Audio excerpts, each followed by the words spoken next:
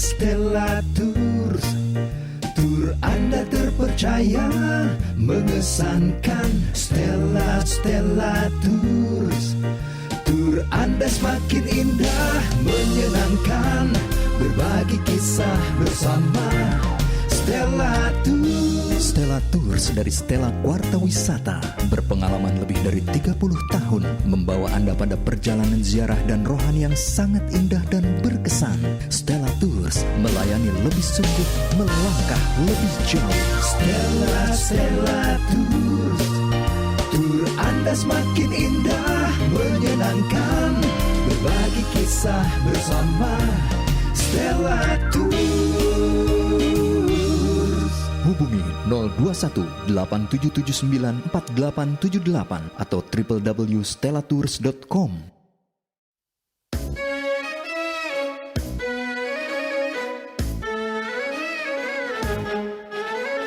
Blessing from the promised land, blessing from the promised land, blessing from the promised land.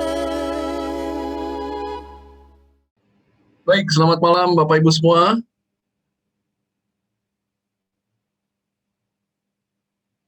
Selamat malam Pak Honi.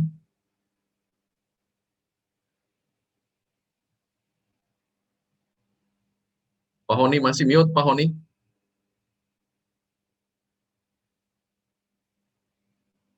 Oke, malam Michael. Oke, selamat malam Bapak Ibu semua. Selamat datang kembali di acara kita Blessing from the Promised Land. Ini adalah pertemuan kita yang ke-12. Tidak terasa kita sudah bersama-sama selama 12 minggu di dalam acara Blessing from the Promised Land ini. Dan kita sudah berjalan, bersiara secara virtual, mendapatkan renungan-renungan yang luar biasa, yang sangat-sangat indah dari apa yang disampaikan oleh Pak Pendeta Honi. Malam hari ini Bapak Ibu kita juga akan kembali rencananya bersama dengan Pak Nisim ya. Pak Nisim juga akan hadir lagi bersama dengan kita. Baik, sebelum kita mulai Bapak Ibu kita mau awali acara kita dengan doa. Silakan Pak Honi. Baik, mari kita datang kepada Tuhan, minta pertolongan Tuhan, supaya acara kita pada malam hari ini dapat berjalan dengan baik. Tuhan Yesus, terima kasih. 1 minggu lamanya Tuhan sudah tolong kami semua, dan sekarang kami akan mulai lagi untuk jalan-jalan dengan mata kami, dengan telinga kami ke tanah perjanjian. Kami akan, Tuhan, melakukan virtual Holy Land Tour, dan kami percaya Tuhan bahwa malam hari ini Engkau memberkati kami semua. Biarlah apa yang kami lihat, kami dengarkan, dapat bermanfaat di dalam kehidupan kami. Kami akan terus mengiring Tuhan, berjalan bersama-sama dengan Tuhan, dan juga kami terus menanamkan kerinduan kami untuk pergi ke tanah perjanjian, merasakan apa yang Tuhan sudah pernah rasakan ketika Engkau ada di sana 2000 tahun yang lalu, menikmati apa yang dapat kami nikmati di sana. Berikan kepada kami pertolongan, kami menyerahkan acara ini ke dalam tangan pengasihan Tuhan. Semua yang beracara di dalamnya, baik yang hadir melalui Zoom, melalui YouTube, juga Michael yang akan memandu acara ini, saudara kami Nisim Atias yang akan juga gabung dari Israel. Tuhan memberkati kami semua. Di dalam nama Tuhan Yesus. Haleluya. Amin. Amin. Baik, terima kasih Pak Honi. Saya akan segera mulai acara kita malam hari ini.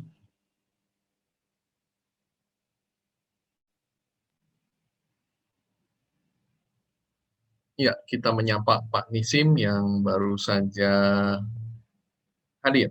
Ya.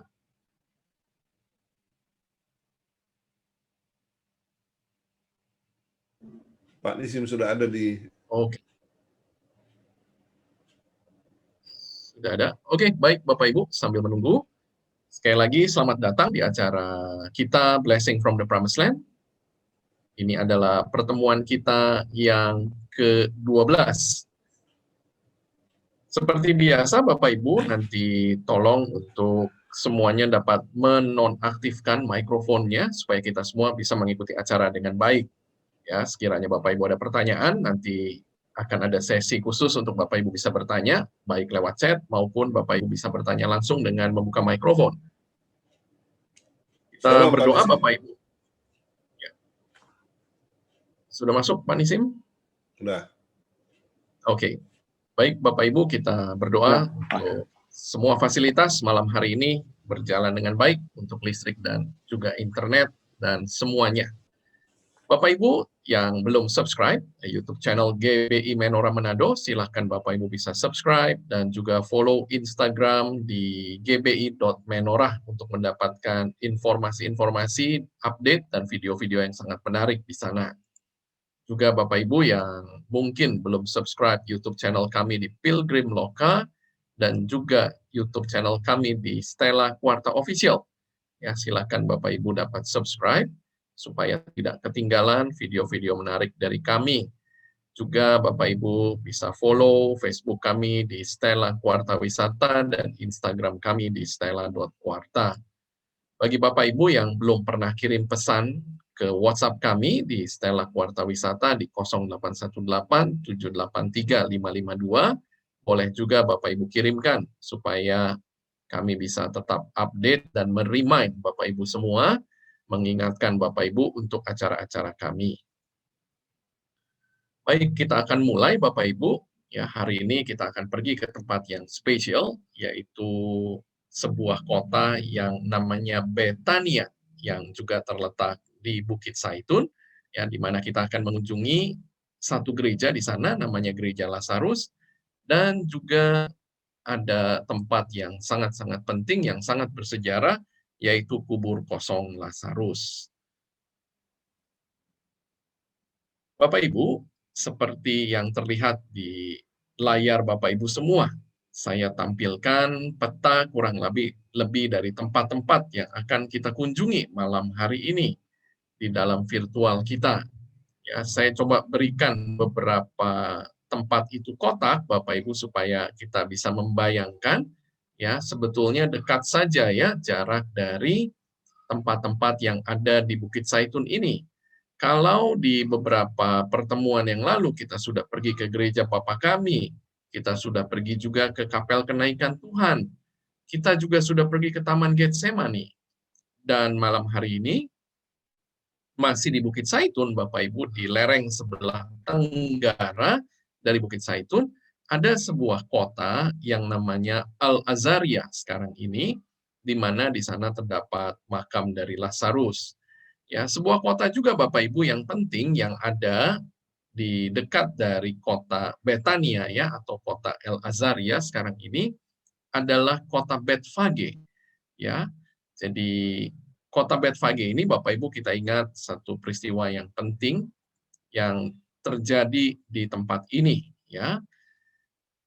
Betfage Bapak Ibu pada umumnya kita tidak pernah kunjungi di dalam siarah kita ya. Jadi saya kira saya dan Pak Honi walaupun sudah sekian banyak kali pergi ke Tanah Suci, tetapi belum pernah datang di kota Betfage ini. Ya, Betfage dalam bahasa Aramaik artinya adalah rumah dari buah fig yang belum matang. Ya, itu arti dari kata Betfage ya. Kalau kita selalu ingat kata bet itu artinya adalah rumah ya. Buah arah. Fage ini adalah buah ara ya, buah ara yang belum matang ya. Buah fig ini adalah buah ara bahasa Indonesianya. Kemudian lokasinya juga di Bukit Zaitun, Bapak Ibu, dan terletak kurang lebih 2 km dari kota Betania yang kita akan datangi di dalam virtual kita malam hari ini. Ada sebuah gereja Bapak Ibu di tempat ini, ya kami belum pernah datang ya Bapak Ibu. Jadi gereja Betfage ini gereja yang pertama dibangun pada zaman Bizantium. Ya, kemudian gereja berikutnya dibangun pada zaman tentara pejuang salib atau Crusaders, dan ada sebuah gereja yang sekarang yang dibangun pada tahun 1883 yang didesain oleh seorang arsitek yang kita juga sudah dengar namanya waktu kita ada di Padang Gembala, waktu kita ada di Kapel Tuhan Yesus Menangis, waktu kita ada di banyak tempat ya, Bapak Ibu, nanti kita juga akan tetap melihat gereja-gereja yang didesain oleh seorang arsitek dari Italia yang namanya Antonio Barluzzi. Peristiwa apa Bapak Ibu yang ada di Betfage ini? Ya, adalah peristiwa yang tertulis di dalam Lukas pasal 19 ayat 28. Ya, menceritakan mengenai Yesus yang menyuruh dua orang murid-muridnya ya. Kalau kita lihat di ayat 29 dikatakan ketika ia telah dekat dengan Betfage dan Betania yang terletak di gunung yang bernama Bukit Zaitun, Yesus menyuruh dua orang murid-muridnya dengan pesan, "Pergilah ke kampung yang di depanmu itu. Pada waktu kamu masuk di situ, kamu akan mendapati seekor keledai muda tertambat yang belum pernah ditunggangi orang. Lepaskanlah keledai itu dan bawalah kemari. Dan jika ada orang bertanya kepadamu, mengapa kamu melepaskannya? Jawablah begini, Tuhan memerlukannya. Lalu pergilah mereka yang disuruh itu, dan mereka mendapati segala sesuatu seperti yang telah dikatakan Yesus. Ketika mereka melepaskan keledai itu, berkatalah orang yang empunya keledai itu, mengapa kamu melepaskan keledai itu? Kata mereka, Tuhan memerlukannya. Mereka membawa keledai itu kepada Yesus, lalu mengalasinya dengan pakaian mereka, dan menolong Yesus naik ke atasnya. Dan sementara Yesus mengendarai keledai itu, mereka menghamparkan pakaiannya di jalan. Ya, jadi Oke, Michael. Silakan Pak Hon. Ini pertanyaan yang menarik sekali. Ya, kenapa Tuhan Yesus mengendarai keledai masuk ke dalam kota Yerusalem? Ya, kenapa Tuhan mengendarai keledai? Kenapa bukan onta? Kenapa bukan kereta? Kenapa bukan jalan kaki? Kenapa mesti naik keledai? Nah, ini pendapat, saudara ya, pendapat. Kalau kita nyanyi lagu Natal kan, namanya penasehat ajaib, Allah yang perkasa, Bapa yang kekal, Raja damai. Jadi Tuhan Yesus disebut a King of Peace, Raja damai. Ya, kita sudah dengar banyak tentang Yerusalem, ya, Yerusalem. Kota yang pertama kali disebutkan di dalam kitab Kejadian yaitu Melkisedek Raja Salem atau Shalom, damai, kota damai. Nah, pada zaman raja-raja, ya, pada zaman raja-raja berperang, raja akan naik kereta atau naik kuda atau juga naik onta barangkali. Tetapi ketika keadaan lagi damai, tidak ada perang, maka raja akan naik keledai. Jadi, saudara-saudara, keledai itu adalah simbol damai. Yesus Raja damai, masuk ke kota damai, naik kendaraan damai. Persoalannya adalah, kenapa orang-orang yang ada di Yerusalem pada waktu itu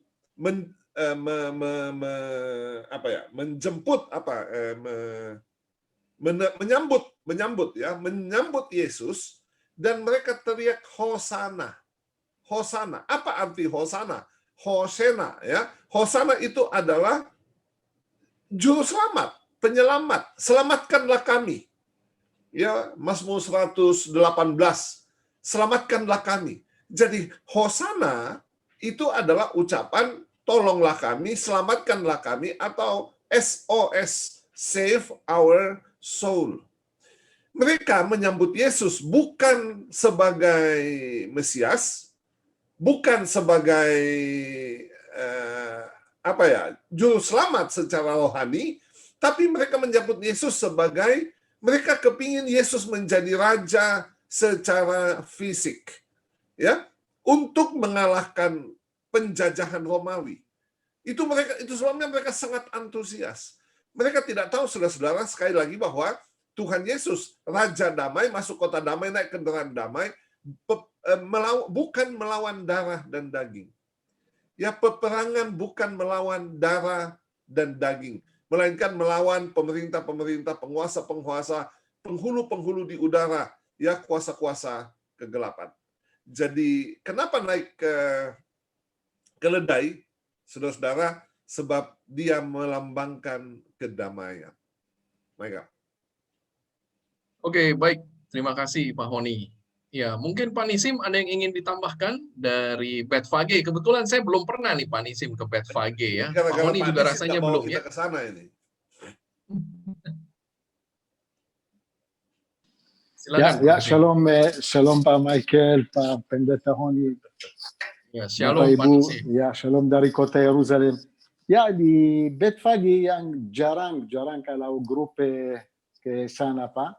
Tapi Betfage itu jalan dari mana Yesus. Tahu Yesus masuk Yerusalem, dia datang dari Betani, lewat Betfage, Bukit Zaitun. Dari Bukit Zaitun Yesus turun lewat jalan Minggu Palma dan masuk ke Bait Allah. Tapi Betfage masih ada gereja Katolik di situ. Ya, tapi tentang El Azaria, Bapak Ibu, atau Betani, sekarang namanya ada kota di situ, kota di bawah, dikontrol oleh orang Palestina atau otoritas Palestina, namanya El Azaria.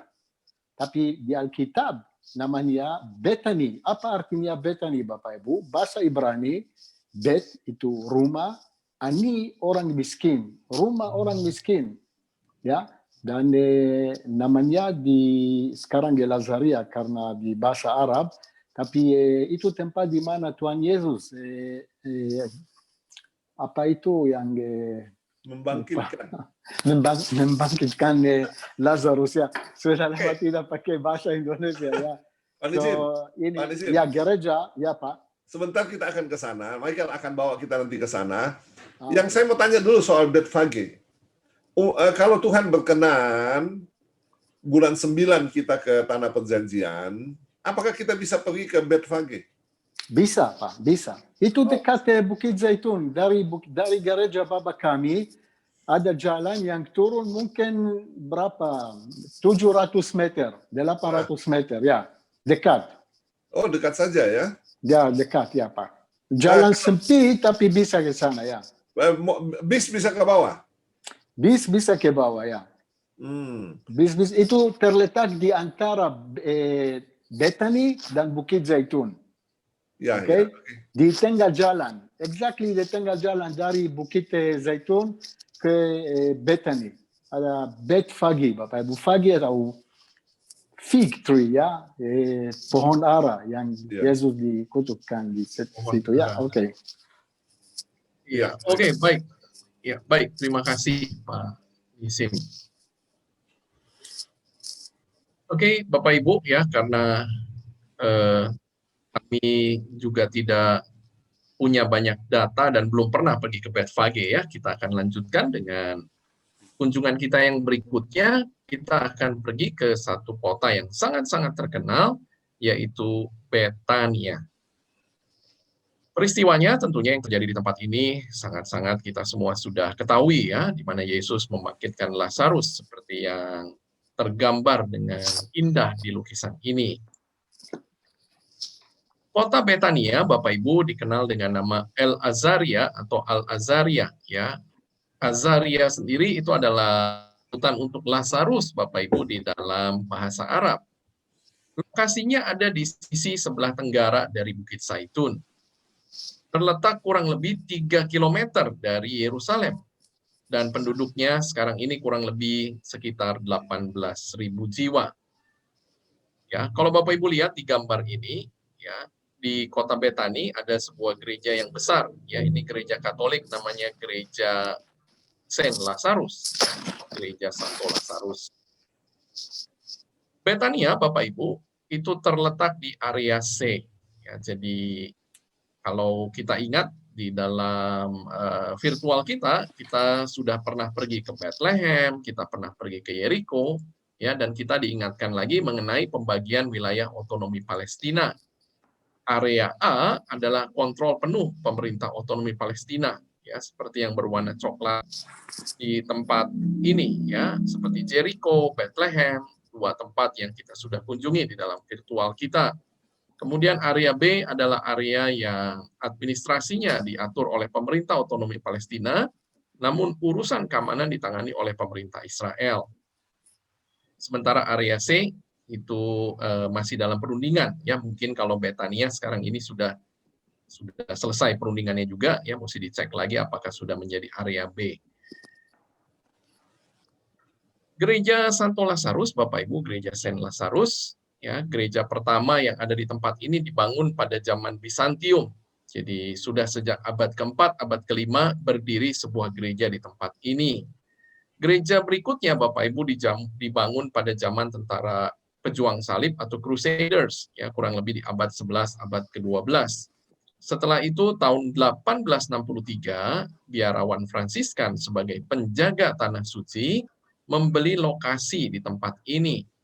Kemudian mereka membangun sebuah gereja yang berdiri sampai hari ini pada tahun 1952-1953. Ya, arsiteknya Bapak Ibu sama seperti gereja di Bethphage, sama seperti gereja Tuhan Yesus Menangis, ya, itu adalah Antonio Barluzzi. Ya, sama juga dengan gereja Getsemani yang kita juga sudah pernah kunjungi di dalam virtual kita.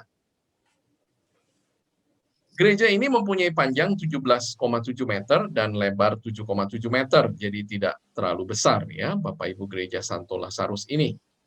Ya, umumnya di dalam pesiarahan kita belakangan ini juga karena waktu yang sangat padat, kita jarang sekali pergi ke Betania. Ya, karena itu senang sekali kalau malam hari ini kita walaupun secara virtual bisa lagi datang ke tempat ini. Ya, kita lihat gerejanya. Dan beberapa spot yang bisa saya ambil dari foto ya, Bapak Ibu, ini ada reruntuhan dari gereja Crusaders ya. Dan juga reruntuhan dari gereja Bizantium masih kita bisa lihat di tempat ini. Kita masuk ke dalam gereja, Bapak Ibu, dan kita lihat bagian dalamnya yang indah. Ya. Gereja ini praktis tidak banyak pesiarah yang datang. Ya. Jadi pada umumnya pastor atau romo yang menjaga tempat ini sangat senang ketika ada pesiarah yang datang. Ya, ini adalah mozaik Bapak Ibu yang tergambar di atas altar. Tertulis Akulah Jalan Kebangkitan dan Hidup ya, ini dalam bahasa Latin. Kemudian kita lihat dari lebih dekat Bapak Ibu gambar ini ya, Ego sum resurrectio et vita ya dari Yohanes 11 ya, kutipan yang tertulis di mozaik ini. Kemudian kita ingat juga kisah yang terjadi di tempat ini yaitu Lazarus ya, Bapak Ibu yang dibangkitkan oleh Yesus, juga tergambar dengan sangat indah di salah satu sisi dari gereja yang ada di Betania ini. Kemudian juga kita ingat peristiwa yang ada di tempat ini, Yesus yang bersama dengan Marta dan Maria ya, ditulis Marta di sini ya. Kenapa kamu menyibukkan dirinya ya? Maria sudah mendapatkan yang terbaik seperti yang tertulis di dalam Alkitab. Nah, ini Pak Honi, saya ketemu fotonya, ini rasanya di bawah tahun 2010 ya. Ini namanya Michael nih. Ya, ini Romo Fransiskan ya. Ya, namanya kalau nggak salah Michael ya. Iya, Michael. Baik sekali ya. Di foto sudah lama sekali. Wow. Ya. Nah, di gereja ini Bapak Ibu, selain di gereja utama, mereka juga punya kapel di mana kita biasanya juga kalau ingin ibadah kita bisa lakukan di tempat ini. Ya, ini salah satu dari pesiarahan saya bersama dengan Pak Pendeta Honi, waktu itu kita juga ibadah di tempat ini. Ya, di gereja ini Bapak Ibu juga mereka ada beberapa artefak ya, beberapa peninggalan kuno dari yang mereka temukan di tempat ini ya. Ini adalah yang biasa kita kenal sebagai batu kilangan Bapak Ibu.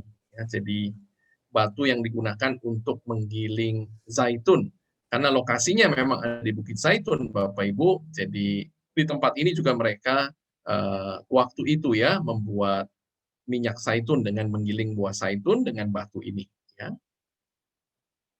Nah, kita keluar dari gereja, Bapak Ibu. Jadi ada pintu di samping gereja. Ya, sebetulnya Bapak Ibu dari gereja ke makam itu dulu ya, sebelum kemudian terpisah seperti sekarang ini.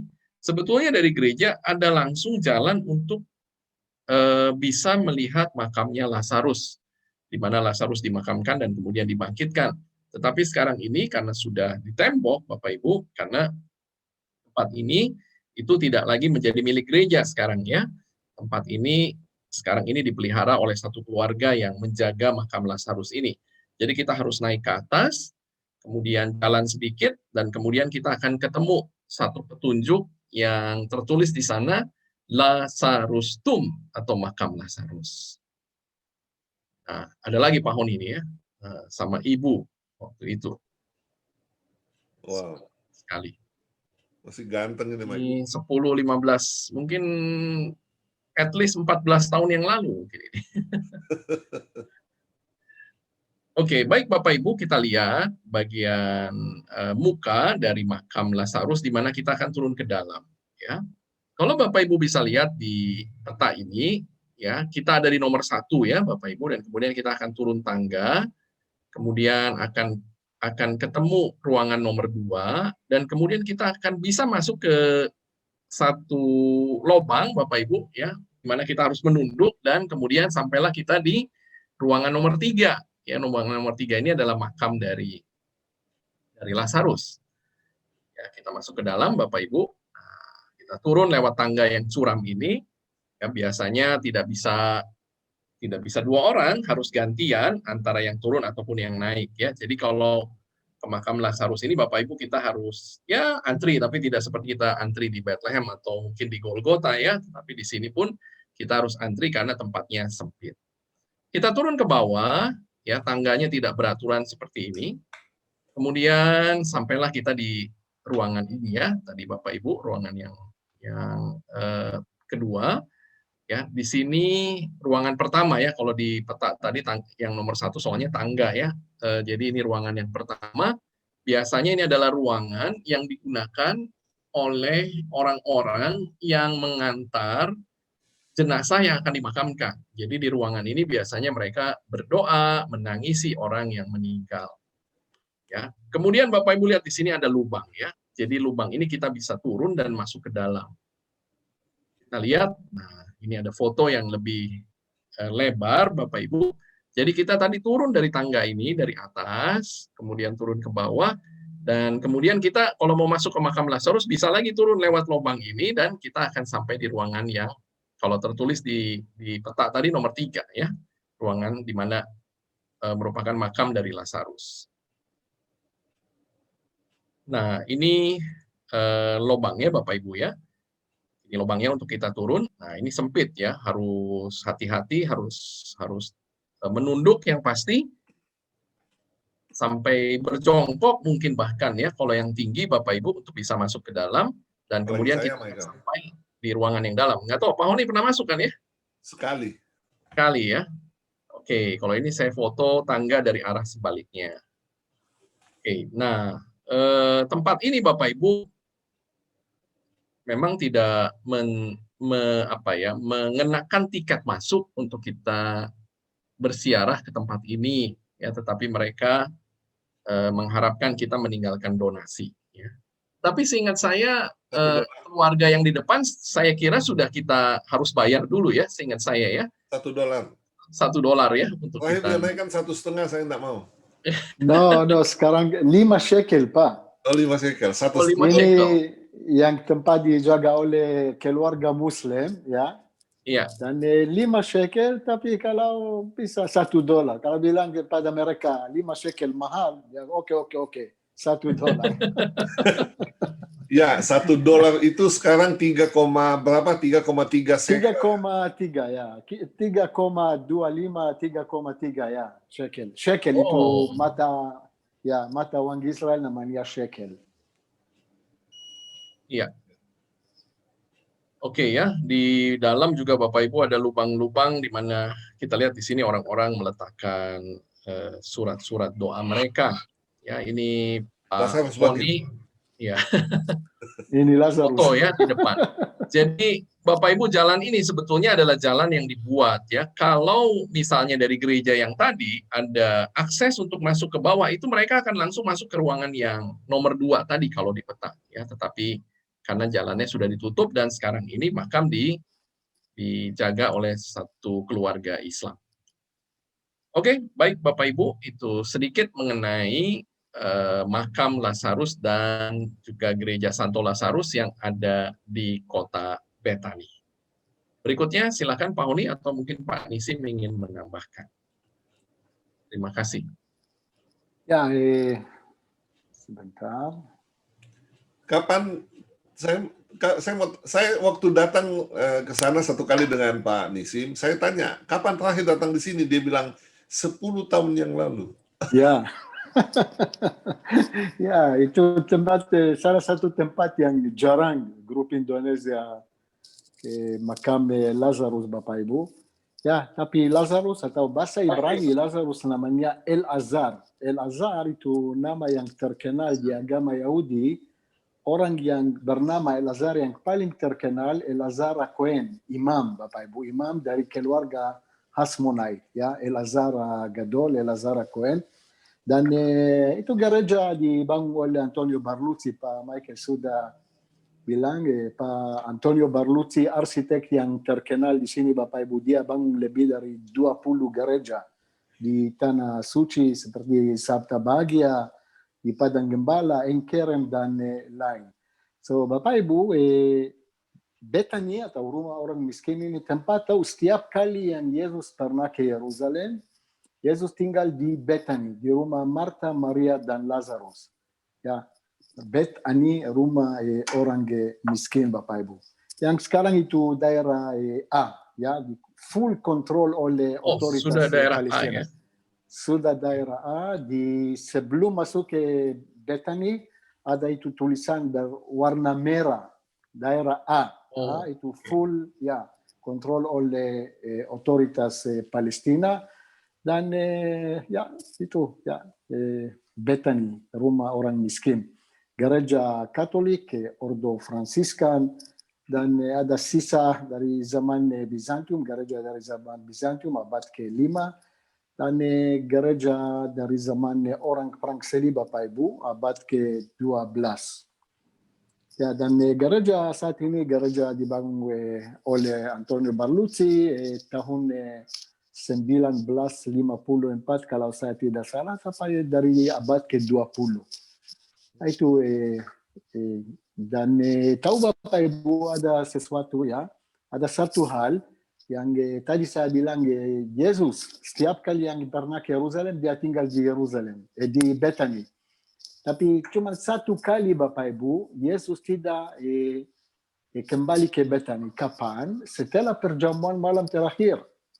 Setelah Yesus merayakan perjamuan Paskah dengan murid-muridnya di Bukit Sion, Yesus tidak kembali ke Betani, Yesus pergi ke Taman Getsemani. Kenapa itu Bapak Ibu? Karena di orang Yahudi, agama Yahudi, hari raya seperti hari Sabat, atau hari raya Paskah, atau Pentakosta, atau Pondok Daun, orang Yahudi tidak boleh jalan kaki lebih dari 2.000 hasta. 2.000 hasta Bapak Ibu kurang lebih 1 kilo. Dan tadi Pak Michael sudah bilang, dari Yerusalem ke Betani ada 3 kilo. Ya, so Yesus pergi ke Taman Getsemani. Dan di Taman Getsemani Yesus ditangkap, dan dari situ Yesus dibawa ke rumah imam besar Kayafas. So ini cerita Betani Bapak Ibu. Dan salah satu tempat yang penting di agama Kristen, Katolik, dan Protestan Bapak Ibu. Di mana Tuhan Yesus membangkitkan Lazarus, El-Azar bahasa Ibrani. Ya, silakan Pak. Oke. El-Azar. El-Azar, ya. Baik, terima kasih Pak Nisim. Ya, sama-sama Pak. Ya. Selain dari nama The House of the Poor, rumah orang miskin, ada juga yang mengatakan bahwa arti Betani itu adalah rumah transit atau rumah persinggahan. Tadi Pak Nisim sudah mengatakan tentang Bet, B-E-T-H itu rumah. Bet yang kemudian menjadi bait, dan kemudian menjadi dalam bahasa Indonesia bait Allah, bait ya, B-A-I-T, bait atau rumah. Dan juga ada yang mengatakan Betani itu adalah the house of date atau rumah perjanjian. Ya, rumah perjanjian. Ini beberapa nama daripada Betani. Nah, sekarang kita coba kita belajar ya. Ada beberapa peristiwa yang terjadi di Betani atau dalam bahasa Indonesia adalah Betania. Yang pertama tentu sudah kita tahu bahwa di sana Tuhan seringkali menumpang. Ya, menumpang. Kalau kita membaca di Lukas pasal 10 ayat 38, dikatakan ketika Yesus dan murid-muridnya dalam perjalanan, tibalah ia di sebuah kampung. Seorang perempuan yang bernama Marta, Maria, menerima dia di rumahnya. Perempuan itu mempunyai seorang saudara yang bernama Maria. Maria ini duduk dekat kaki Tuhan dan terus mendengarkan perkataannya. Sedang Marta sibuk sekali melayani. Ia mendekati Yesus dan berkata, "Tuhan, tidakkah engkau peduli bahwa saudaraku membiarkan aku melayani seorang diri? Suruhlah ia membantu aku." Tetapi Tuhan menjawab, "Marta, Marta, engkau khawatir dan menyusahkan diri dengan banyak perkara, tapi hanya satu saja yang perlu. Maria telah menerima bagian yang terbaik, yang tidak akan diambil daripadanya." Nah, Bapak Ibu, ini pelajaran kita ya. Memberi tumpangan adalah sesuatu yang lazim pada waktu itu. Ingat kata kalimat tadi di atas, Yesus menumpang di rumah Marta. Ya, memberi tumpangan adalah sesuatu yang lazim pada waktu itu. Saya belajar di catatan Alkitab, ya, sesuai dengan perkataan Tuhan Yesus. Matius 25 ayat 35. Ketika aku sedang seorang asing, kamu memberi aku tumpangan. Oke, sebuah gambaran ya. Ketika aku lapar, kamu memberi aku makan. Ketika aku telanjang, kamu memberi aku pakaian. Ketika aku di penjara, kamu membesuk, menjenguk aku. Nah, Tuhan juga mengatakan, ketika aku seorang asing, kamu memberi tumpangan. Jadi, sudah biasa orang memberi tumpangan pada waktu itu. Coba kita lihat perkataan Paulus. Roma pasal 12 ayat 13. Usahakanlah dirimu untuk selalu memberikan tumpangan. Ya.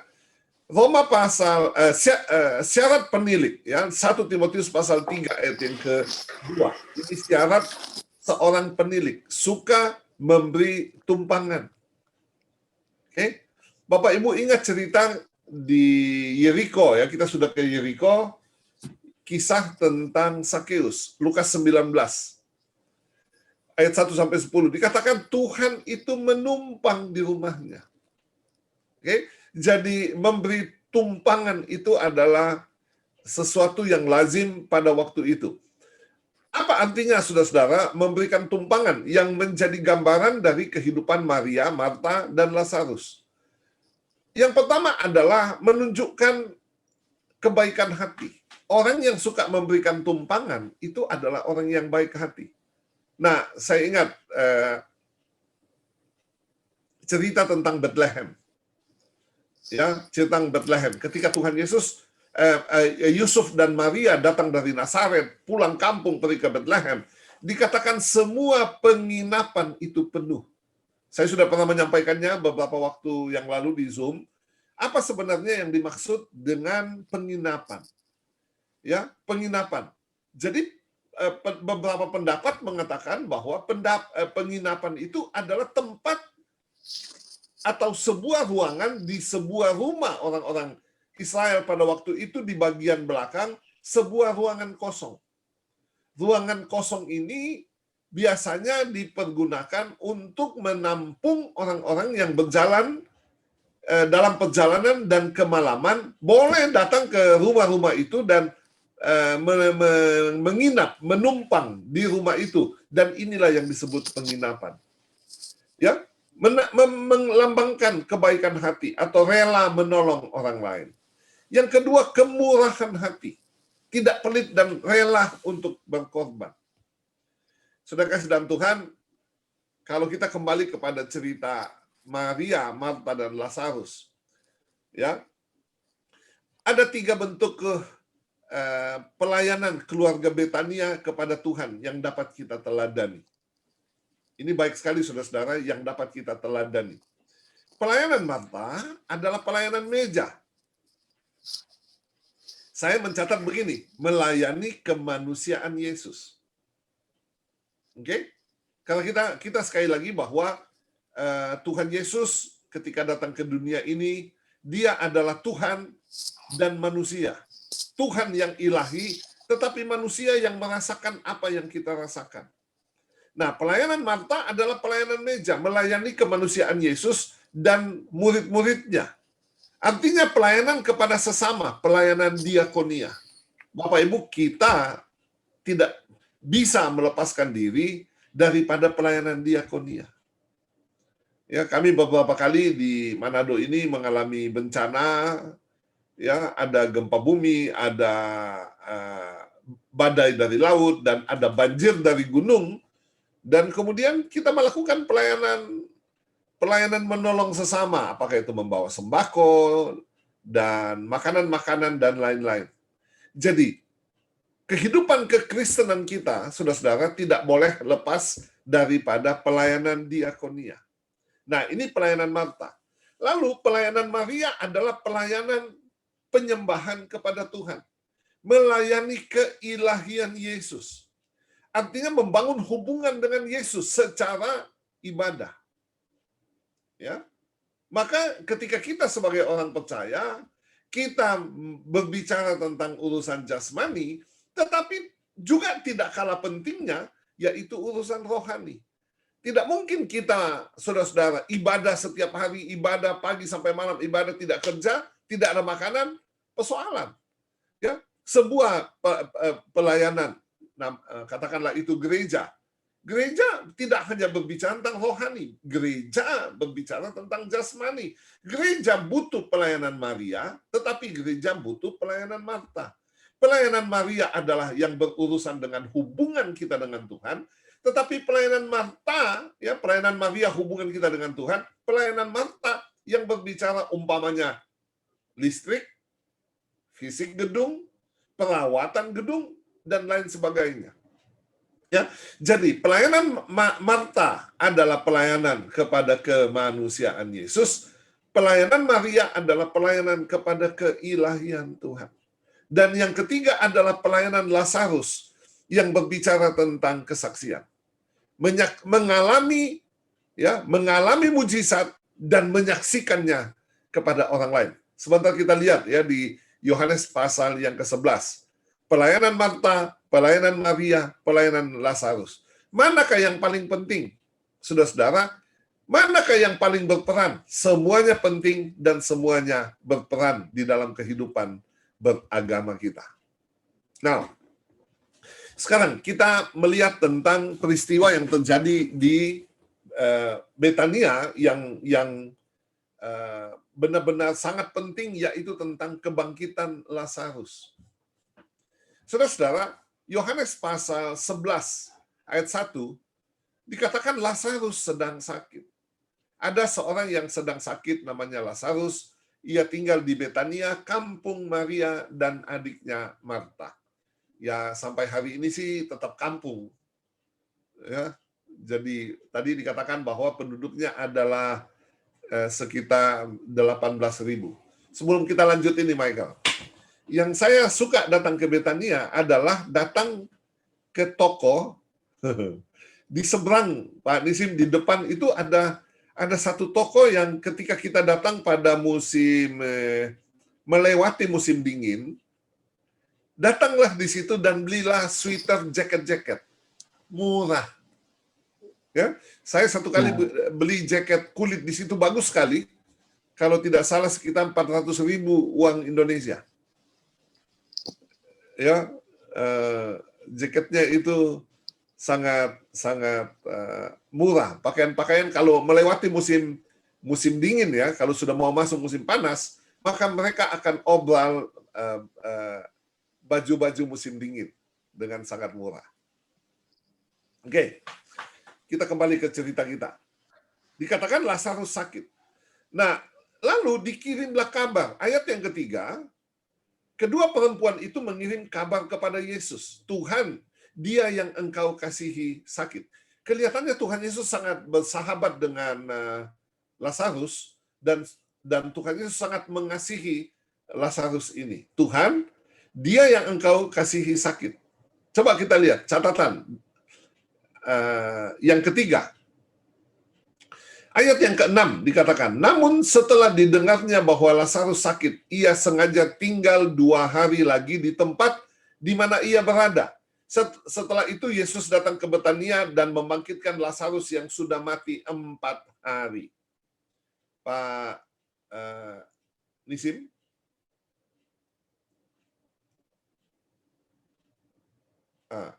Kelihatannya left. Oh ya, Pak Nisim lagi rejoin, Pak. Ya, mungkin Oke. terputus koneksinya. Pertanyaannya adalah, kenapa dikatakan Tuhan sengaja tinggal 2 hari lagi di tempat di mana dia berada? Pak Nisim? Masih, Ya, Pak. ya, silakan. Ya. Nah, ini cerita ini ya, di Yohanes pasal yang ke-11, ayat yang ke-6. Waktu Tuhan Yesus mendengar berita bahwa Lazarus itu sakit, dia sengaja tinggal 2 hari di tempat dia berada. Kenapa Tuhan harus tinggal 2 hari di tempat dia berada? Michael pernah dengar cerita ini? Dia Ya, apakah yang mengenai seseorang dianggap sudah meninggal itu kalau sudah lebih dari 3 hari, Pak Honi? Yes. Jadi budaya pada waktu itu adalah seseorang sudah dianggap benar-benar mati setelah 4 hari. Nah, kenapa Tuhan sengaja tinggal 2 hari? Ini pendapat ya, ini pendapat. Yang pertama, jarak antara Betania dengan tempatnya Tuhan Yesus itu 1 hari perjalanan. Ya, ketika Lazarus mati, sampailah berita kepada Tuhan Yesus 1 hari, hari yang pertama. Yesus tinggal 2 hari, hari yang ketiga. Perjalanan Tuhan Yesus pergi ke Betania 1 hari, hari yang keempat. Oke, itu pendapat yang pertama. Pendapat yang kedua adalah jarak dari Betania ke tempat Tuhan Yesus berada 2 hari. Jadi ketika utusan ini datang memberitahu Yesus bahwa Lazarus sakit, sebenarnya itu sudah mati. Dan Tuhan sengaja tinggal 2 hari. Setelah itu Tuhan kembali pergi ke Betania hari yang keempat. Ya, dan langsung pergi ke kubur Lazarus untuk membangkitkan Lazarus. Sekali lagi bahwa orang dianggap mati itu benar-benar mati setelah 4 hari. Pertanyaannya, kenapa Tuhan Yesus 3 hari? Kenapa bukan 4 hari? Apakah benar-benar mati? Yes. Bagaimana kita tahu dia mati? Lambungnya ditombak.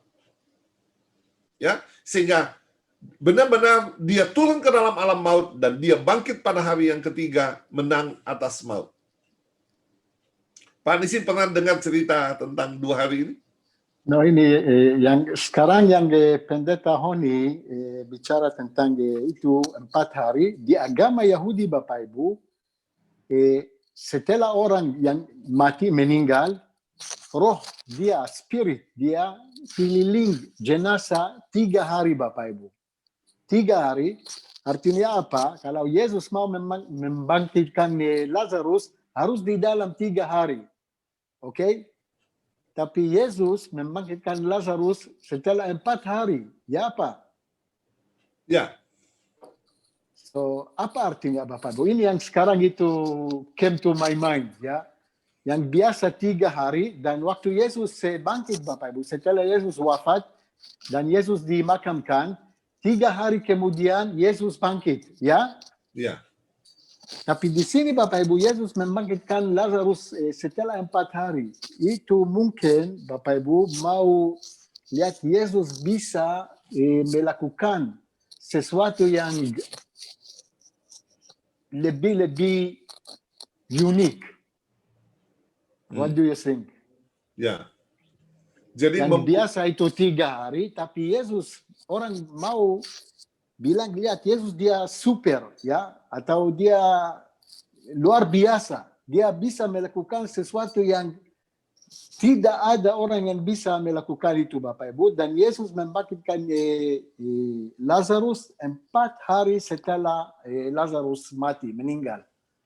Dan di agama Yahudi, Bapak Ibu, ya, di agama Yahudi, roh orang yang meninggal, roh dia dikeliling jenazah 3 hari. Setelah 3 hari, Bapak Ibu, roh naik ke atas, ke surga, Bapak Ibu. So, Yesus melakukan mujizat yang luar biasa 4 hari setelah Lazarus meninggal. Ya. Ya, itu hanya sekarang saya pikir begitu, Bapak Ibu. Dan kita tahu, orang Yahudi tahu 3 hari. Tapi Yesus membangkitkan Lazarus 4 hari setelah mati. Ya. Oke. Nah, memang kalau kita membaca di Yohanes pasal yang ke-11 ya. Kita membaca di Yohanes pasal 11. Yesus sengaja.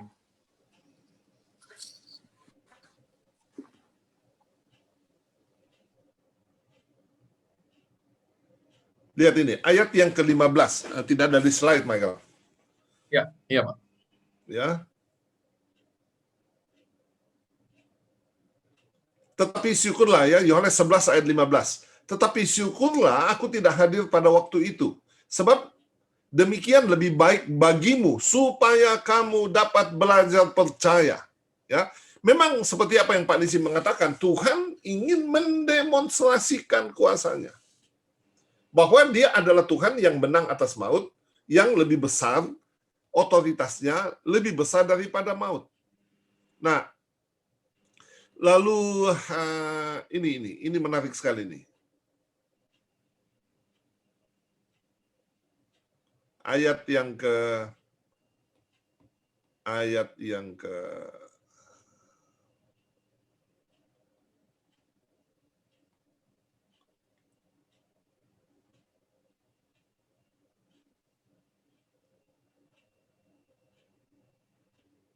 ini, ayat yang ke-41 ya, Yohanes pasal 11 ayat 41.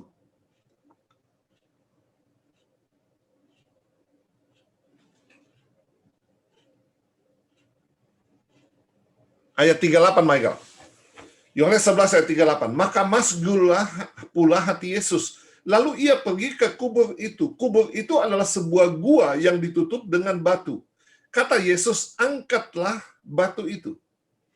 Ya, ini batu yang menutup kuburnya Lazarus. Tuhan suruh kepada orang-orang, angkatlah batu itu. Coba kita lihat sebentar ya. Saya tertarik dengan ini, kebangkitan Tuhan Yesus. Matius pasal 28 ayat yang pertama. Setelah hari Sabat lewat menjelang menyingsingnya fajar pada hari pertama minggu itu, pergilah Maria Magdalena dan Maria yang lain menengok kubur itu. Dikatakan ayat yang kedua, maka terjadilah gempa bumi yang hebat. Sebab seorang malaikat Tuhan turun dari langit dan datang ke batu itu dan menggulingkannya, lalu duduk di atasnya. Sekali lagi ini, perenungan kita, saudara-saudara ya. Batu yang menutupi kubur Lazarus, Tuhan suruh angkat, orang yang angkat. Tapi batu yang menutupi kubur Yesus bukan orang yang gulingkan, tapi malaikat dari surga yang menggulingkannya. Kenapa, saudara? Sebab batu yang menutupi kubur Tuhan Yesus dikatakan adalah sebuah batu yang sangat besar dan sangat berat. Tapi batu yang menutupi kubur Lazarus tidaklah terlalu besar dan bisa digulingkan. Perenungannya bagi kita adalah, saudara-saudara, kalau kita menghadapi batu yang menutupi perjalanan hidup kita, ya, kalau batu itu besar, kita tidak mampu mengangkatnya, Tuhan sendiri yang akan turun tangan. Oke? Tuhan yang akan mendemonstrasikan kuasanya, menyingkirkan semua batu-batu yang menghalangi perjalanan kehidupan kita. Apakah kita sakit, masalah ekonomi, masalah keluarga, masalah apapun juga. Tapi ada waktunya Tuhan menyuruh kita untuk bertindak. Ya, untuk menyingkirkan batu itu. Jadi, ketika pencobaan yang kita alami tidak mampu kita tangani, Tuhan akan turun tangan. Tapi ketika pencobaan itu pencobaan biasa yang tidak melampaui kekuatan kita, Tuhan memberikan kepada kita kemampuan untuk mengalahkannya. Ya, saudara-saudara, jadi batu yang ada di kuburnya Lazarus ini disuruh oleh Tuhan, singkirkanlah, dan kemudian Tuhan datang ke kubur itu dan Tuhan bilang begini, Lazarus keluarlah. Michael, untung Tuhan sebut namanya. Kalau Tuhan tidak sebut namanya, maka semua orang mati sedunia akan bangkit. Oke? Kuasa lebih besar lagi ya. Untung Tuhan bilang Lazarus bangkitlah, sehingga hanya Lazarus yang keluar dari dalam kubur itu dan menjadi kegemparan yang besar. Nah, peristiwa yang ketiga yang akan kita renungkan di Betania, Yohanes pasal 12, sesudah Yohanes pasal 11 ya, Yohanes pasal 12. Dikatakan bahwa diadakan sebuah perjamuan. Ya, diadakan sebuah perjamuan. Ucapan syukurlah, ya seperti itu. Nah, memang saudara-saudara, sebuah perjamuan atau pesta ucapan syukur dapat atau layak diadakan jika Tuhan hadir di dalam kehidupan kita. Ya, ketika kita mendapatkan keselamatan dan kita percaya, dan kemudian saudara-saudara kita mengadakan hajatan, ya hajatan atau ucapan syukur karena keselamatan yang Tuhan sudah berikan. Yang kedua adalah ketika Tuhan melakukan mujizat. Kalau kita mengalami mujizat, kalau sudah sakit dan sudah sembuh, tidak mengapa kita mengadakan ucapan syukur. Ya, biasanya ulang tahun lah. Apalagi kalau di Manado, ya semua dibikin acara. Ada saja dibikin, pokoknya pesta, ya kita pesta seperti itu. Kita layak untuk melakukan perjamuan atau ucapan syukur jika kita mengalami mujizat di dalam kehidupan kita. Mari kita lihat perjamuan yang terjadi di Betania. Yang pertama adalah adanya korban persembahan. Klik mereka. Adanya korban persembahan. Maria mempersembahkan minyak narwastu. Ada yang menarik perhatian saya di sini.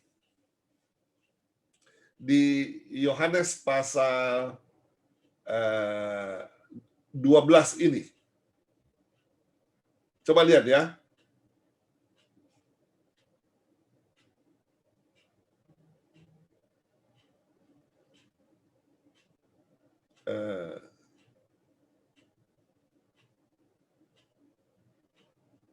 Yohanes pasal.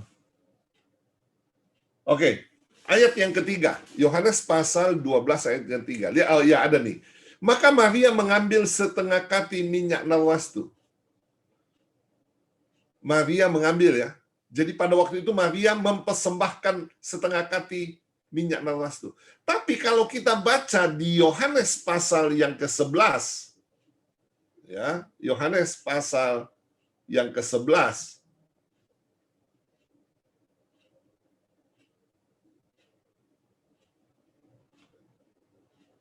ayat yang kedua, Michael bisa hold tak sebentar ini. Michael hold tak sebentar ini. Hold. Ini screen-nya keluar dulu.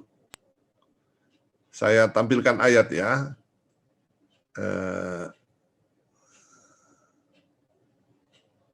Yohanes pasal 11. Saya share screen. Oke, sudah bisa Pak. Silakan share screen Pak. Oke. Ini ya, udah kelihatan ya? Ya, sudah. Lihat ini. Yohanes pasal 11 ayat yang kedua. Maria ialah perempuan yang pernah. Perhatikan nih, Michael. Iya. Pak Nisim. Ayat yang kedua. Maria ialah perempuan yang pernah meminyaki. Pernah ya? Sudah ya? Lalu ayat 12. Oke? Pasal 12 ayat yang ketiga, maka Maria mengambil setengah kati minyak narwastu murni. Pertanyaan saya, berapa kali Maria mengurapi kaki Tuhan Yesus dengan minyak? 2 kali, Pak. Karena di pasal 12 ini, setelah Lazarus bangkit, diadakan pesta dan Maria mengambil setengah kati minyak narwastu murni. Sementara pasal yang ke-11, Maria ialah perempuan yang pernah meminyaki kaki Tuhan. Saya sudah tanya beberapa teolog, ya, dan tidak bisa menjawab dari kisah ini. Tapi paling tidak kalau kita lihat ayat-ayat ini, ya, mungkin Pak Nisim nanti bisa bantu kita lihat di bahasa di Alkitab bahasa Yunani, Di bahasa Ibrani ya, nanti saya cek ya. dan ya di bahasa Ibrani nanti tolong dicek berapa kali Maria diurapi dengan minyak, Maria mengurapi Tuhan Yesus dengan minyak. Oke, kita kembali ke PowerPoint-nya Michael.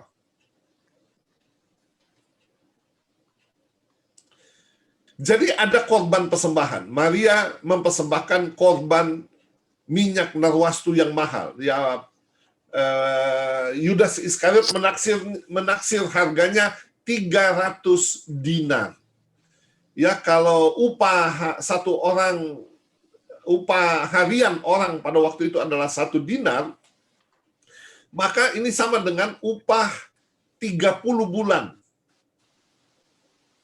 Oke, 300 hari, Pak.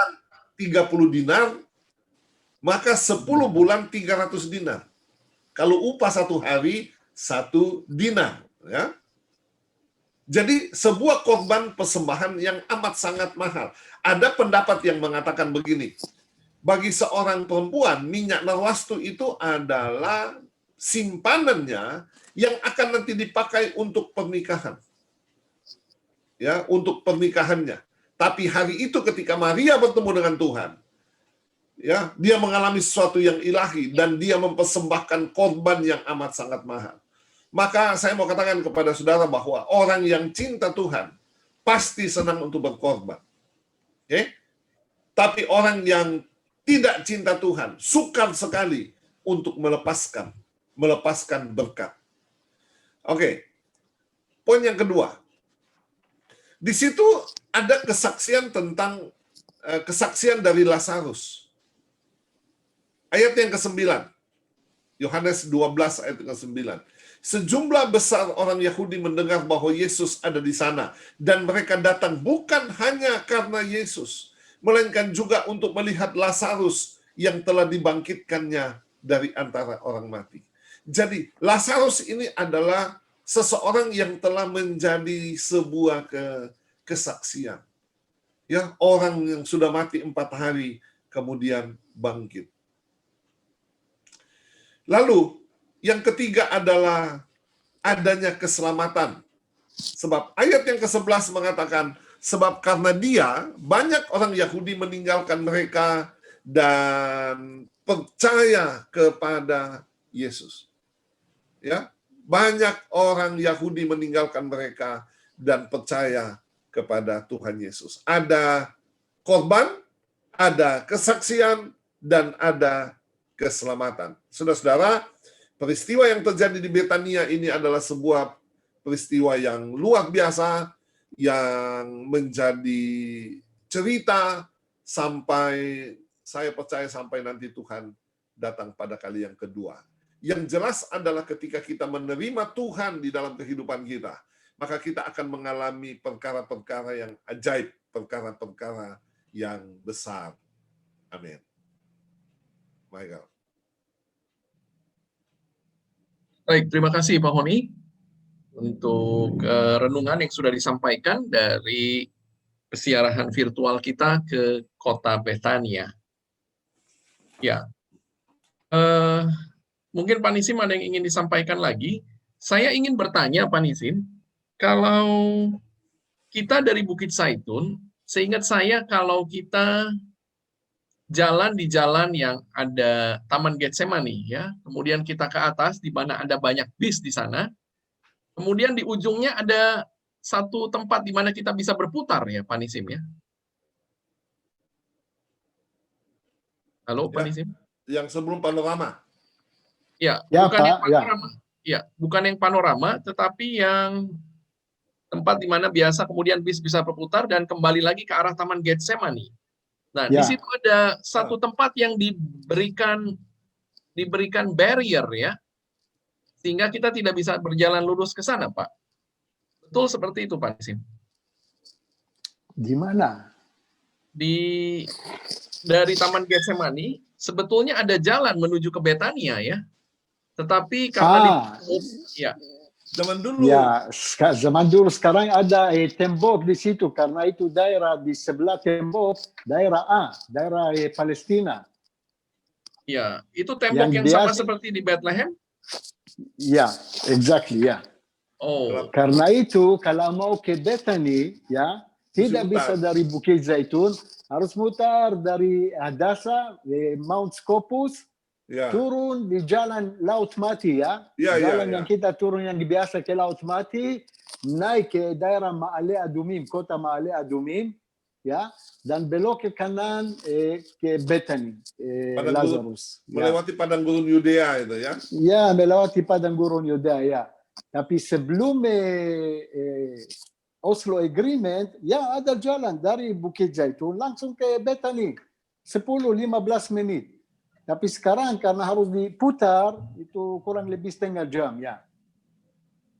Ya, oke. Ada tembok di situ, tembok ya. Perbatasan daerah Israel dengan otoritas Palestina. Nanti kita kelilingi 7 kali supaya dia runtuh. Ya, nanti kita akan keliling tembok itu 13 kali sampai runtuh.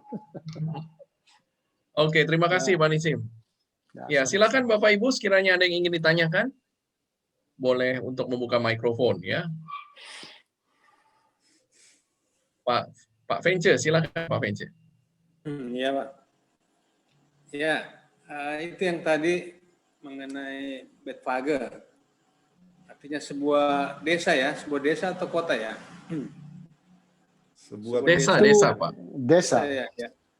Tanya itu apa penduduknya itu pada umumnya Yahudi ya Pak di sini ya? Bukan, umumnya penduduknya orang Arab Pak, Muslim dan Kristen, tapi mayoritas Muslim.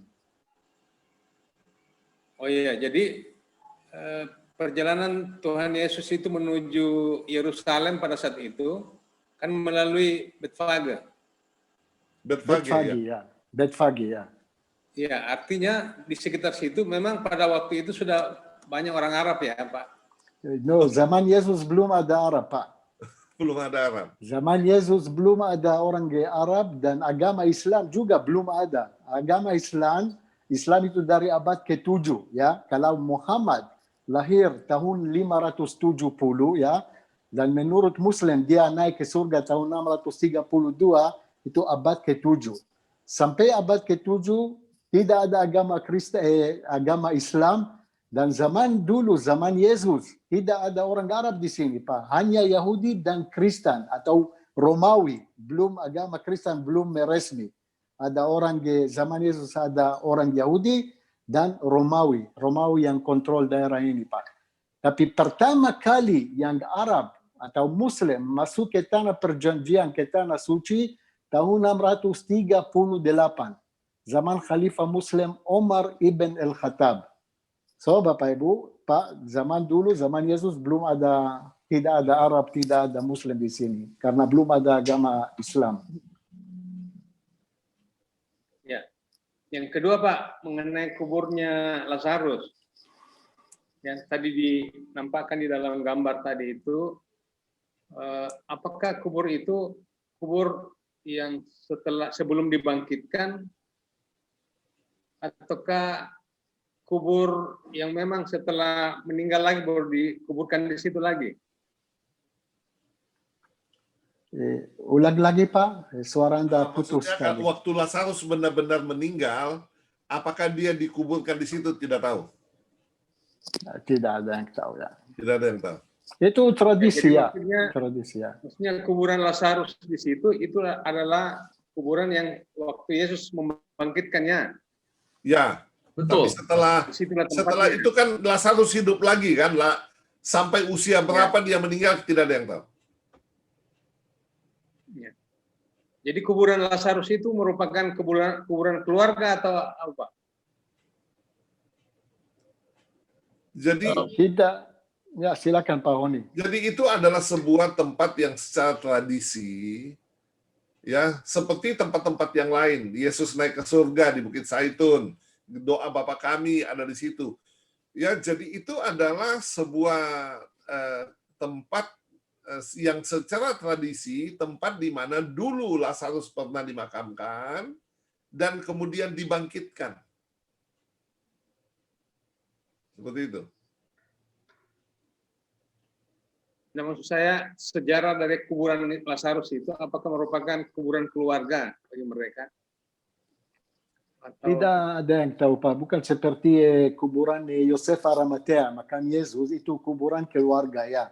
Tapi di Bethany, di Al-Azaria, tidak tahu kalau itu kuburan keluarga atau tidak ada yang tahu Pak.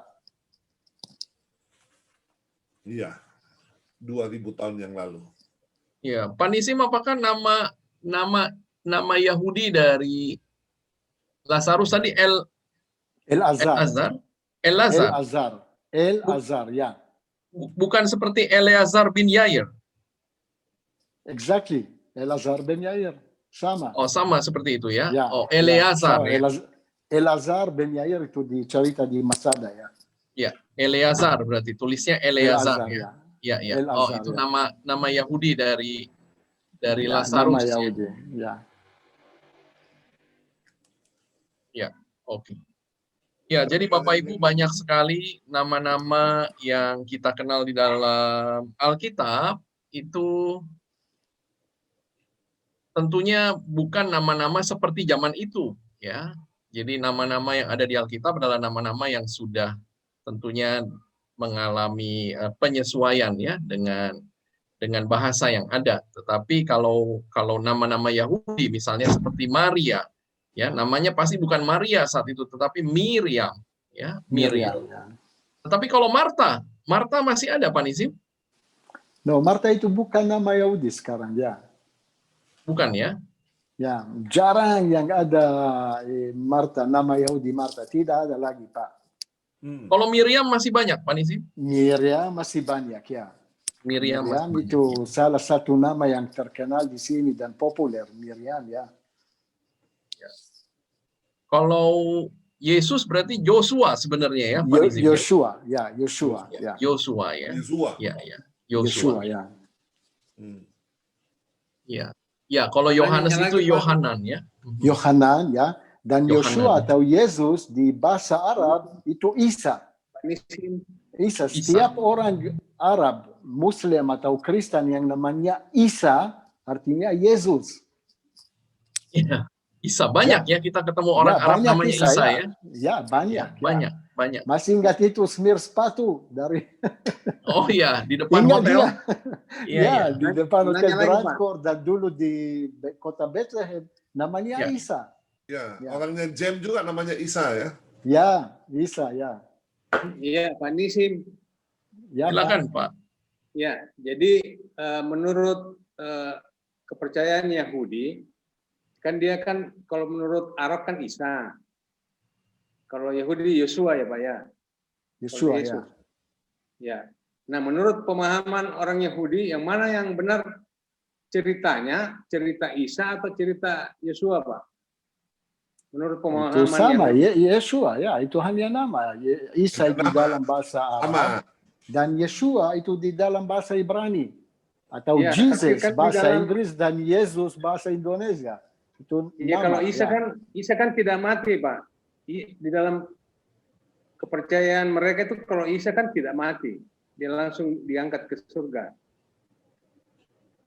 Yeshua juga. Sedangkan Yesus kan Itu Yesus kita sudah tahu 40 hari setelah bangkit, Tuhan Yesus naik ke surga ya.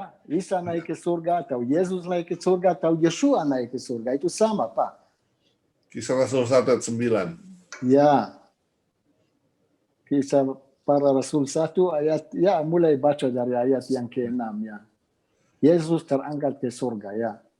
Isa, Yeshua dan Yesus ya sama. Itu hanya nama di bahasa yang lain, beda ya.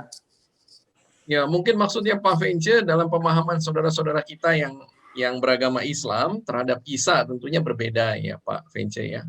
Tetapi ya kita tentunya memahami dari perspektif kepercayaan dan iman kita.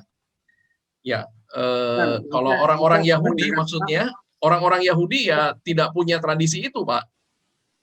Orang-orang Yahudi tidak punya tradisi tersebut. Ya. Yang saya mempertanyakan pemahaman saudara kita dari Yahudi terhadap kepercayaan tersebut. Kalau Isa kan menurut kepercayaan mereka kan tidak mati. Sedangkan kita Yesus adalah mati. Kalau menurut Yahudi bagaimana? Menurut Yahudi Pak, Yesus dia rabi. Rabi tahu apa itu? Guru agama Yahudi. Dan jangan marah Pak, tapi orang Yahudi tidak percaya Yesus dia Mesias. Okay? Orang Yahudi percaya Yahweh, Tuhan. Tetapi Pak, orang Yahudi belum tahu siapa Mesias. Oke, buat Anda Pak, orang Yahudi percaya Yahweh, Tuhan.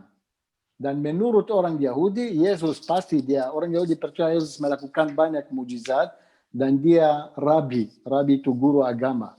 Dan di Alkitab banyak kali yang murid-murid dia panggil dia rabi artinya guru ya atau guru agama. Jadi sampai hari ini orang-orang Yahudi mengatakan Messiah not coming yet. Mesias itu belum datang. Ya, mereka masih menantikan kedatangan Mesias pada kali yang pertama. Kekristenan mengatakan Mesias sudah datang 2000 tahun yang lalu. Yang kita tunggu sekarang adalah kedatangannya pada kali yang kedua. Ya, betul Pak. Itu Mesias. Berarti kitab Injil yang ada di dalam Alkitab itu tidak dipercaya oleh orang Yahudi ya Pak ya? Perjanjian baru ya tidak Pak, mereka hanya menggunakan perjanjian lama. Ya. Ya. Ya, karena itu orang Yahudi orang aneh Pak. Ini kita tanya sama orang Yahudi aslinya ini Pak. Ibu Yohana ada pertanyaan? Ada Pak. Silakan Bu Yohana. Itu kalau orang Yahudi zaman itu kalau meninggal bukannya pernah saya dengar katanya apa betul apa enggak terus dibungkus di balsem kemudian dibungkus dengan kain kafan itu baru kemudian dikubur. Apa benar? Ya zaman dulu dan sekarang itu. Seperti Lazarus meninggal, nah, dia apakah juga begitu diberikan balsam atau rempah-rempah? Bukan balsam tapi minyak narwastu. Itu sistem yang zaman dulu dan sekarang sama Ibu. Tahu Yesus, waktu Yesus wafat, Yesus pakai minyak narwastu, pakai kafan dan langsung dimakamkan. Sekarang juga yang sama Ibu. Orang yang meninggal, yang mati, badannya atau tubuhnya di atas batu yang sama batu yang ada di gereja Makam Kudus, Makam Yesus di kota Yerusalem, pakai minyak narwastu, pakai kafan berwarna putih dan langsung dimakamkan. Itu sistem Yahudi Ibu. Ada sistem lain yang di gereja Yesus menangisi kota Yerusalem. Ada tempat di situ ada gua, ya. Dan zaman dulu ada berapa gua yang setiap keluarga punya gua besar. Dan orang yang meninggal tubuhnya di dalam gua. Setelah 1 tahun tinggal hanya tulang. Dan mereka ambil tulang dan taruh di kotak batu, itu namanya gluksema. Itu sistem juga, sistem Yahudi dari abad pertama dan abad kedua. Tapi dari zaman dulu yang mayoritas sampai sekarang, sistem yang orang meninggal sama seperti yang Yesus. Tubuhnya di atas batu, mencuci dan pakai minyak narwastu, pakai kafan dan langsung dimakamkan. Harus hari yang dia meninggal. Tidak bisa dimakamkan besoknya atau lusa. Oke? Harus di hari yang dia meninggal harus dimakamkan. Langsung dikubur. Kecuali sudah malam sekali ya Pak Nisim, besok paginya ya. Kalau malam sekali, ya banyak kali orang yang dimakamkan di tengah malam juga. Tapi kalau sudah, ya bisa besoknya ya. Kecuali kalau keluarga ada di luar negeri, oke? Bisa tunggu berapa hari sampai mereka datang, ya. Itu exception ya. Berarti harus dikasih formalin dong, Pak Nisim? No, tidak pakai formalin. Pakai ice? Di freezer? Di freezer, ya. Ya, di freezer. Di freezer, ya. Atau di setiap rumah sakit ada itu lantai yang paling di bawah ada kulkas, ya, atau freezer, ya. Kulkas bukan freezer, kulkas ya. Jaga tubuhnya yang ya tidak pakai itu yang formalin. Ya. Oke. Oke, baik Bapak Ibu, sekiranya masih ada pertanyaan, kalau masih ada yang ingin ditanyakan silahkan. Kalau mungkin sudah tidak ada, saya akan lanjutkan ya. Ya, terima kasih Bu Yohana. Saya lanjutkan sharing screen saya sebentar ya, sebelum kita tutup acara kita dengan doa.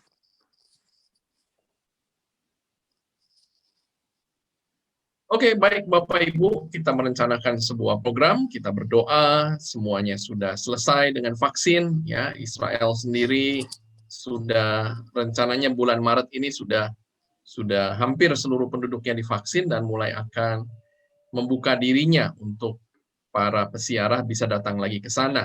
Ya, kita berdoa supaya Indonesia juga segera bisa banyak yang mendapatkan vaksin. Kita merencanakan sebuah program di bulan September tahun ini, Bapak Ibu, tanggal 6 sampai 17 September tahun 2021. 12 hari perjalanan, kita akan pergi ke Mesir, di mana kita akan mengunjungi Kairo, Gunung Sinai, Laut Merah. Kemudian di Israel, Bapak Ibu, kita akan mengunjungi Laut Mati, Bethlehem, Yerusalem, Nazaret, Kana, dan Tiberias.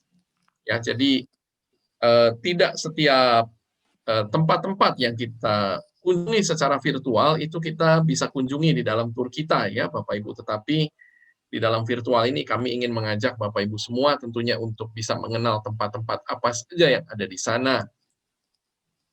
Ya, minggu depan Bapak Ibu kita akan bertemu lagi di dalam Blessing from the Promised Land dan kita akan pergi ke kota Java dan Kaisaria Maritima. Jadi kita sudah akan meninggalkan kota Yerusalem dan kita mulai berjalan ke arah utara. Kita akan pergi ke kota Java dan Kaisaria Maritima. Ya, di Java, Bapak Ibu, kita akan mengenangkan kisah Petrus di kota Yope, dan di kota Kaisaria Maritima kita akan mengenangkan banyak peristiwa yang penting di sana. Salah satunya adalah Petrus yang membaptis Cornelius. Ya, dicatat tanggalnya Bapak Ibu, Kamis 18 Februari. Jam yang sama, jam 7 waktu Indonesia bagian Barat. Michael, yes. Mungkin Pak bisa Oni? lanjut ke Haifa. Boleh Pak Oni. Jadi langsung ke Haifa ya. Langsung mau ke Haifa, tetapi mungkin ada muhraka nanti Pak Oni sekalian? Terlalu banyak. Kalau terlalu banyak ya. Ya, saya pikir saya mau pergi ke Haifa dan muhraka. Ya, tapi Haifa juga boleh Pak. Nanti saya tambahkan. Pak Oke, Nisim, baik. rencana minggu depan ada mau keluar kota? Ya, mau ya bisa ya. Kalau nggak ada hujan, oke bisa ya live. Dari mana Pak? Kota Haifa? Mesti pilih salah satu karena jauh sekali itu kan. Rasanya Haifa ya. Kalau mau Yope, mulai Yope dan ketemu saya di kota Haifa. Terlalu jauh Pak. Jauh. No, it's okay lah ya. Ya, mungkin Yope saja ya. Yope saja indah ya. Yope ya, saja. Kalau Pak Nisim ingin jalan-jalan, kalau sudah tidak. Kalau tidak ada hujan, oke. Tidak ada hujan dari ya. kota Dan Yope. Ya. Dari Yerusalem ke Yope berapa kilo? Berapa jauh? Berapa jam? 1 jam, Pak. 1 1 jam. 1 jam. Dekat. Ya, itu enak naik Harley. Saya cari alasan untuk naik Harley, Pak. Iya. Oke, thank you Pak Nisim. Ya, welcome. Oke, baik Bapak Ibu, sekali lagi untuk YouTube channel GB Menora Manado ya, silahkan subscribe dan Instagramnya di gbi.menora, juga channel kami di Pilgrim Loka dan Stella Quarta Official, serta Facebook kami di Stella Quarta Wisata dan Instagram kami di stella.quarta. Ya, Bapak Ibu yang punya banyak foto digital, file-file yang menyimpan begitu banyak momen-momen kehidupan, kenangan yang indah, Bapak Ibu boleh sekarang ini untuk mulai lagi mencetak ya, supaya jangan sampai filenya hilang, rusak. Kalau pun disimpan di Facebook bisa saja dihack ya, foto-foto kita yang indah bisa hilang. Baik kalau kita backup juga dengan mencetaknya, Bapak Ibu bisa klik di photobook.id. Bapak Ibu, kami mengucapkan Happy Chinese New Year ya. Ini malam ini Besok, malam ya. Chinese New Year, iya.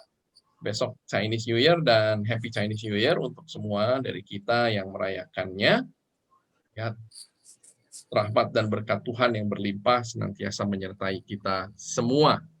Terima kasih Bapak Ibu untuk kehadirannya malam hari ini, baik yang datang lewat Zoom maupun di YouTube channel kami di Pilgrim Loka.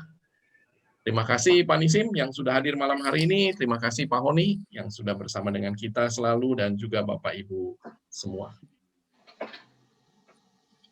Oke, Terima kasih. Ya. Silakan Pak Honi. Sebelum kita tutup, bagaimana vaksin di Israel?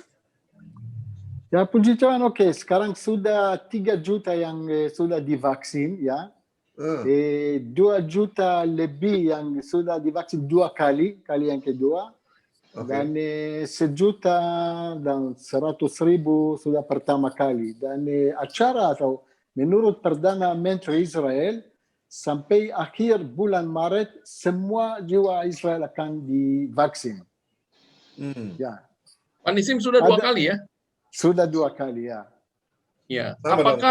Apakah kasus COVID langsung turun, Pak? Ya, mulai turun.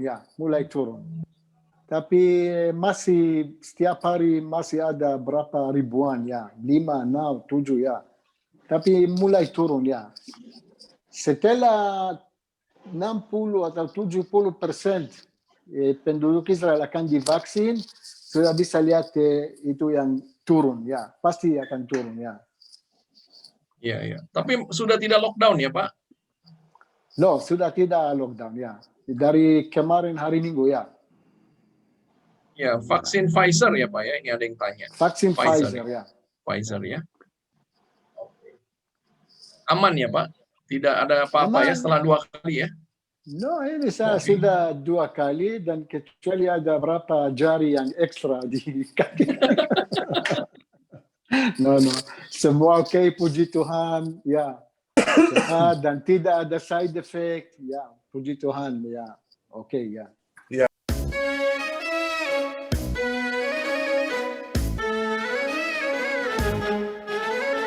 Blessing from the promised land, blessing from the promised land, blessing from the promised land.